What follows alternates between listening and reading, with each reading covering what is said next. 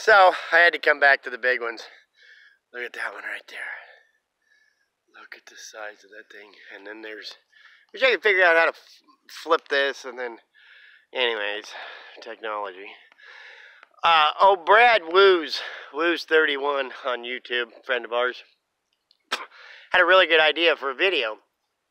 And he said, at this stand of timber, and there is a lot of it, to do like a mock-up of how I would log it, with the equipment and the money and all that, as no issue. Just make it as, a certain acreage of this has been put up for a timber sale, and either you as an owner-operator or a woods boss, you're going to log it. How would you go about logging it? Oh my God, look at this one.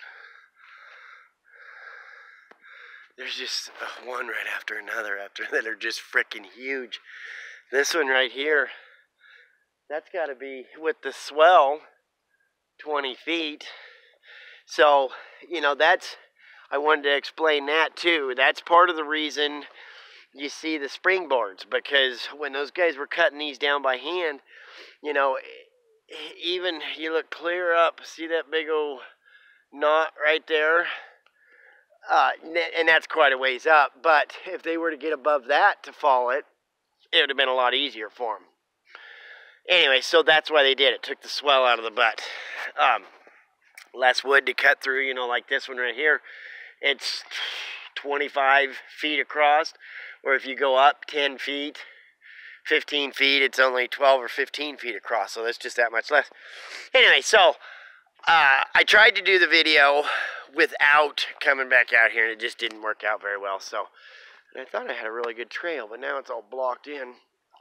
So I decided to come back out and do a mock-up. Somebody's carved in that tree a whole bunch of names. That's cool. West Coast Logging? No, I ain't gonna.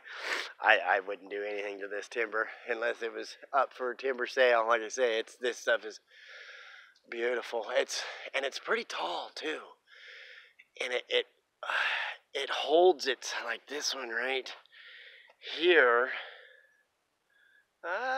That one. Hopefully this comes out on this. It doesn't taper a whole lot. I was going to try to use my GoPro, but for some reason every time I turn it on, it says SD card error, and that's even with a new SD card, so I went and got another new one still. Anyway, so if I'm going to log this, I've come in here. This is what I'm coming in here for. I'm going to look to see where my landings, how big a job is it, how many landings can I have, is it going to be one landing, two landings, what? And then decipher from there. Well, it's pretty flat ground. Now, there's not a whole lot of hydraulic machines nowadays that you'd fight shovel logging them with. I mean, the grapples aren't big enough. You'd have to get something around them. So you might as well plan on rigging a yarder up. But what I would do before I started, as soon as I started falling it, I would bring in what they call a super snorkel. And that is an older line shovel with, and you can look them, actually Skadill has a pretty good video on his channel, Skadill, of a super snorkel. And what it is, it's just one of them old line shovels, and then it's got this configuration with like a 60 or a 90 foot log sticking off the end of it, and they can take them grapples and run them all the way out to the end, so that gives you another 90 feet of reach and grab logs. Well, the really, really cool thing about it is the way it's designed, it doesn't put the weight on that 90-foot log. It puts all the weight back, where it should, so you can reach out there and grab great big old logs. So that'd be the first thing I'd do, is I'd get me a super snorkel in here, and even if he's only going 60 feet off the road, which is about right where I'm at, let's get up here where you can see Kermit. It might be a tad more than 60 feet, but you could walk out here a little bit, but you're not going to walk those old machines very much off-road. And start grabbing. Now, mind you, every one of these is going to be bucked all the way to the top because they're that big. So, right off the bat, just sitting right there where Kermit's at, if you brought a super snorkel in here, there is 1, 2, 3, 4, 5, 6, 7, 8, 9, 10, 11, 12, 13 butt cuts. That one right there is going to be a single log load, single log load, single log load, just because they're so big. You probably might still buck a 16 or a 20 footer out of it, but it's not going to fit in the bunks. So even at a short log, I don't know if you'd get 2 logs down, then put it on top of it, you'd be overweight. So anyways, use that super snorkel, and like I say, it's going to reach off the road 60 to 90 feet. And depending on how you fall this stuff, whether it's up and down or side hill, it's all going to be bucked. So bam, bam, bam. One guy, one machine, trucks are backing in. You might have a chaser with you just for the tops and stuff, hitting the limbs. But you're going to start off just from here to the main road, which is 1,500, 2,000 feet. There's probably 200 loads of logs that you're going to grab with just a snorkel, excuse me, and start putting on the truck. So you're already making money off of this job. And then you're going to want a machine that has 1 3/8, 1 1/4, or even 2-inch capabilities in this wood, because it's that big. So, you know, you're going to want a BU 98, BU 99, 208 Washington, the Mark 6 Burger. You're going to want a big machine. Now, it's pretty flat. It does go back here a little ways and then kind of run uphill. So I got my snorkel, comes through and works both sides of the road. Just starts. First thing I'm going to do is I'm going to pick my landings where my yarder's going to be, and I'm going to have him work around the landings so that I can bring my yarder in and start rigging it up. I don't have to worry about guys climbing over logs and so on and so forth. And, you know, it kind of gets them in the safe zone when they start logging. They're down the hill a little bit. And then he can go ahead and work up and down the road, still snorkeling and making logs while you're rigging the yarder up. So you're going to bring a big machine in here with big line capabilities. Like I say, 1 3/8 is pretty small in this stuff. I think you want 1 1/4 or bigger. Shotgun carriage. You wouldn't want to put a Sky Car in here. It just. So yeah, you'd either, and with this being as flat as it is with that little bit of a back hillside, and it's only out there less than 1,000 feet, I'd put the rider block on, so you don't have nothing to worry about. You know what the rider block is your haul back goes out through a stump or through a block, through another one, and then comes back to the yarder, and your skyline comes to the front of it, and it's butt rigging, and it's a swivels and joints. You know, you hook the hull back to the back and the skyline to the front of it, and then you can hang how many ever chokers depending on the size of wood. Wood this size, 2 chokers is all a guy'd want. Might put 3 on it because of these great big ones. You might run like I don't know, 1 3/8 choker in the front drop, 60 feet, or just have it set off to the side for when you get to these big ones. Put the long choker on. You know, but you're still going to want 1 1/8 chokers for sure. 2 of them, rider blocking. And the reason you'd want a rider block, like I say, with that back hillside back there, when he starts pulling it back with the hull back, all he has to do is hold a little bit of pressure with his skyline, and it'll pick them chokers right up off the ground, and it just and butt rigging sounds so cool coming back. It's just clang, clang, clang, clang, clang, clang, clang, especially if they're dragging logs. But with the rider block, that's why you do it, so you can get a little bit left. You know, comes back, you spot it, untangle your chokers, and like I say, even, you know, a lot of these are going to be 1 log turns all day long. 1 log, 1 log, 1 log. So you might run, you know, like I say, 2 chokers, 3, and have a guy on each side presetting them so that it would be a little bit faster.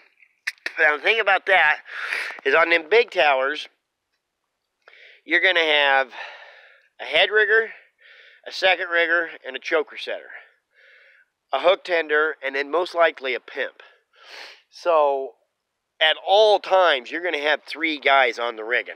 And, I mean, when you're getting logs like this, you can afford it. Plus, you know, a log that big, you throw the choker up over it and then go under or around it, poke it under, and then come back and try to find it. That's why in the older days, the rigging crews were so much bigger, because you'd have one guy on each side of the log, and when you're poking the choker, you know, the other guy's got his hand underneath it. Wiggle it, wiggle, oh, wait. Pull it back, oh, stop. Okay, turn it, you know, pull it through, bell it up, bam. That's why I say the rider block would be better, because then you're pulling on it with your skyline. You're pulling the weight with your big line. You start dragging it up. If it starts to hang up on a stump or something, you blow a tight line, boop, boop, and he'd just keep pulling right on his skyline, but he'd start pushing on his haulback brake, and that'd pick the lines up and kind of help move the logs around. Now, even with a BU 199, you're not going to be tight lining these logs very far, I can tell you that.